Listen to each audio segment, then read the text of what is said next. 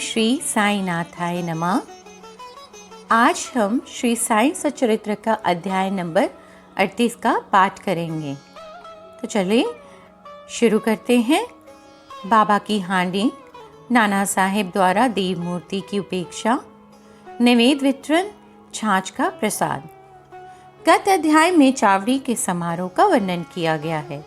अब इस अध्याय में साईं बाबा की हांडी तथा कुछ अन्य विषयों का वर्णन होगा। हे सद्गुरु साईं, तुम धन्य हो, हम तुम्हें नमन करते हैं। तुमने विश्व को सुख पहुंचाया और भक्तों का कल्याण किया। तुम उदार हृदय हो, जो भक्तगण तुम्हारे अभय चरण कमलों में अपने को समर्पित कर देते हैं, तुम उनकी सदैव रक्षा एवं उद्धार किया करते हो। भक्तों के कल्याण और परित्राण के निमित्त ही तुम अवतार लेते हो। ब्रह्मा के सांचे में शुद्ध आत्मा रूपी द्रव्य डाला गया और उसमें से ढलकर जो मूर्ति निकली वही संतों के संत श्री साईं बाबा हैं। साईं स्वयं ही आत्माराम और चिर आनंद धाम है। इस जीवन के समस्त कार्यों को नश्वर जानकर उन्होंने भक्तों को निष्काम और मुक्त किया। बाबा की हांडी। मानव धर्म शास्त्र में भिन्न भिन्न युगों के लिए भिन्न भिन्न साधनाओं का उल्लेख किया गया है। सतयुग में तप, त्रेता में ज्ञान, द्वापर में यज्ञ और कलयुग में दान का विशेष महत्व है। सर्व प्रकार के दानों में अन्नदान श्रेष्ठ है। जब मध्याह्न के समय हमें भोजन प्राप्त नहीं होता तब हम विचलित हो जाते हैं। ऐसी ही स्थिति अन्य प्राणियों की अनुभव कर जो किसी भिक्षुक या भूखे का भोजन देता है वही श्रेष्ठ दानी है।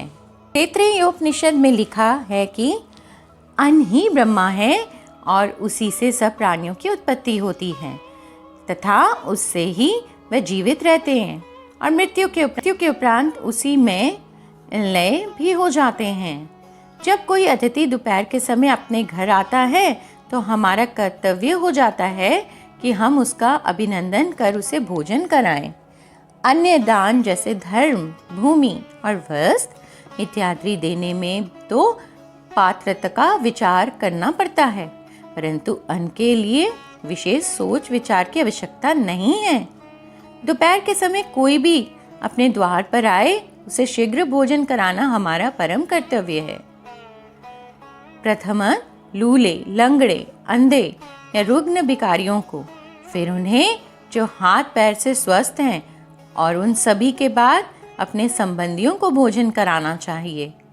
अन्य सभी की उपेक्षा पंगुओं का भोजन कराने का महत्व अधिक है। अन्नदान के बिना अन्न सब प्रकार के दान वैसे ही अपूर्ण हैं, जैसे कि चंद्र बिना तारे, पदक बिना हार, कलश बिना मंदिर, कमल रहित तालाब, भक्ति रहित भजन, सिंदूर रहित सुहागिन, मधुर स्वरहीन गायन, नमक बिना भोजन। जिस प्रकार अन्य भोजन पदार्थों में दाल उत्तम समझी जाती है, उसी प्रकार समस्त दानों में अन्नदान श्रेष्ठ है। अब देखें कि साईं बाबा किस प्रकार भोजन तैयार कराकर उसका वितरण किया करते थे। हम पहले ही उल्लेख कर चुके हैं कि साईं बाबा अल्पाहारी थे और वे थोड़ा बहुत जो कुछ भी खाते थे वे उन्हें केवल 2 ग्रहों से ही भिक्षा में उपलब्ध हो जाया करता था। परंतु जब उनके मन में सभी भक्तों को भोजन कराने की इच्छा होती थी तो प्रारंभ से लेकर अंत तक संपूर्ण व्यवस्था वे स्वयं किया करते थे। वे किसी पर निर्भर नहीं रहते थे और ना ही किसी को इस संबंध में कष्ट ही दिया करते थे। प्रथमतः वे स्वयं बाजार जाकर सब वस्तुएं, अनाज, आटा, नमक, मिर्ची, जीरा, खोपरा और अन्य मसाले आदि वस्तुएं नगद दाम देकर खरीद लाया करते थे। यहाँ तक कि पीसने का कार्य भी वे स्वयं ही किया करते थे। मस्जिद के आंगन में ही एक भट्टी बनाकर उसमें अग्नि प्रज्वलित करके हांडी में ठीक नाप से पानी भर देते थे। हांडी 2 प्रकार की थी, एक छोटी और दूसरी बड़ी। एक में 100 और दूसरी में 500 व्यक्तियों का भोजन तैयार हो सकता था। कभी वे मीठे चावल बनाते और कभी कभी दाल और मुटकुले भी बना लेते थे। पत्थर की सील पर महीन मसाला पीस कर हांडी में डाल देते थे। भोजन रुचिकर बने, इसका वह सदैव ध्यान और प्रयत्न किया करते थे। ज्वार के आटे को पानी में उबालकर उसमें छाछ मिलाकर अम्बिल बनाते और भोजन के साथ सब भक्तों को समान मात्रा में बांट देते थे। भोजन ठीक बन रहा है या नहीं, ये जानने के लिए वह अपनी कफनी की बाँह ऊपर चढ़ाकर निर्भय हो उबलती हांडी में हाथ डाल देते और उसे चारों ओर घुमाया करते थे।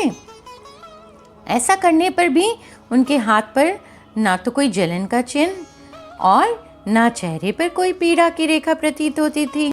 जब भोजन तैयार हो जाता तब वे मस्जिद से बर्तन मंगाकर मौलवी से फतिहा पढ़ने को कहते। फिर वे मलसापति तथा तात्या पाटिल के प्रसाद का भाग पृथक रखकर शेष भोजन गरीब और अनाथ लोगों को खिलाकर उन्हें तृप्त करते थे। सचमुच वे लोग धन्य थे। कितने भाग्यशाली थे वो, जिन्हें बाबा के हाथ का बना और परोसा हुआ भोजन खाने को प्राप्त हुआ, है ना? नाना साहिब द्वारा देव मूर्ति की उपेक्षा। कुछ व्यक्ति अपनी कल्पना के अनुसार साईं बाबा को ब्राह्मण तथा कुछ उन्हें यवन समझा करते थे, परंतु वास्तव में उनकी कोई जाति न थी। कोई भी निश्चय पूर्वक ये नहीं जानता था कि किस कुल में जन्मे थे साईं और उनके माता पिता कौन थे। फिर उन्हें हिंदू या यवन कैसे घोषित किया जा सकता है? यदि वह यवन होते तो मस्जिद में सदैव धुनी और तुलसी वृंदावन ही क्यों लगाते और शंख, घंटे तथा अन्य संगीत वाद्य क्यों बजाने देते? हिंदुओं की विविध प्रकार की पूजाओं को क्यों स्वीकार करते? यदि सचमुच यवन होते तो उनके कान क्यों छिदे होते तथा वह हिंदू मंदिर का स्वयं जीर्णोद्धार क्यों करवाते? उन्होंने हिंदुओं की मूर्तियां तथा देवी देवताओं की जरा भी उपेक्षा भी सहन नहीं की। एक बार नाना साहिब चंदोरकर अपने साड़ू यानी साली का पति श्री बिन्नी वाले के साथ शिरडी आए। जब वे मस्जिद में पहुंचे, साईं बाबा वार्तालाप करते हुए अनायास ही क्रोधित होकर कहने लगे कि तुम दीर्घकाल से मेरे सानिध्य में हो, फिर भी ऐसा आचरण क्यों करते हो? नाना साहिब प्रथमत इस शब्द का कुछ भी अर्थ न समझ सके, अतः उन्होंने अपना अपराध समझाने की प्रार्थना की। प्रत्युत्तर में उन्होंने कहा कि तुम कब कोपर गांव आए और वहां से कैसे शिरडी आ पहुंचे? तब नाना साहिब को अपनी भूल तुरंत ही ज्ञात हो गई।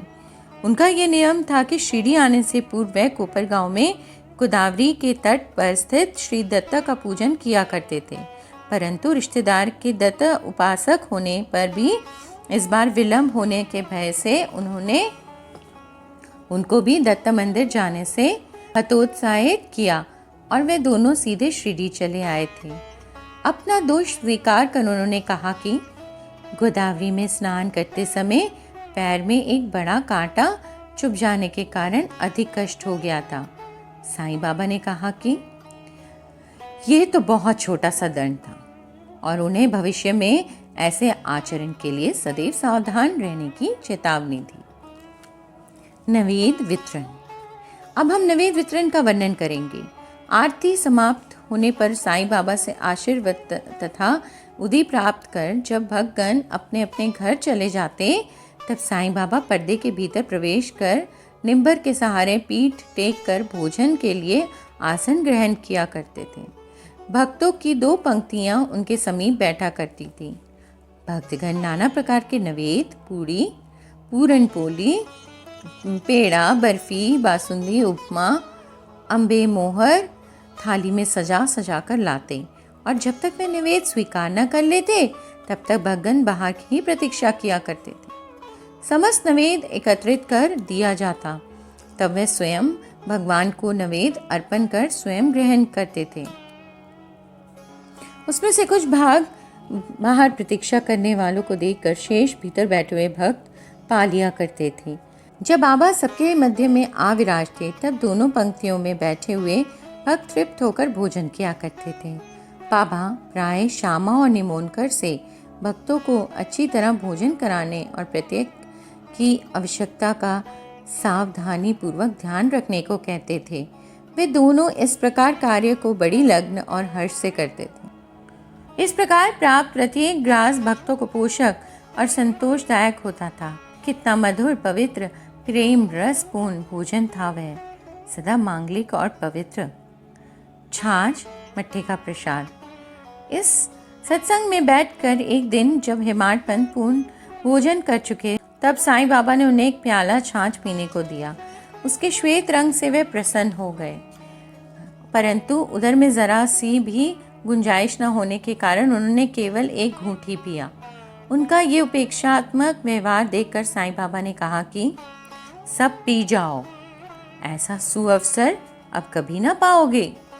तब उन्होंने पूरी छाछ पी ली, किंतु उन्हें बाबा के संकेतिक वचनों का मर्म शीघ्र ही विदित हो गया, क्योंकि इस घटना के थोड़े दिनों के पश्चात ही साईं बाबा ने समाधि ले ली।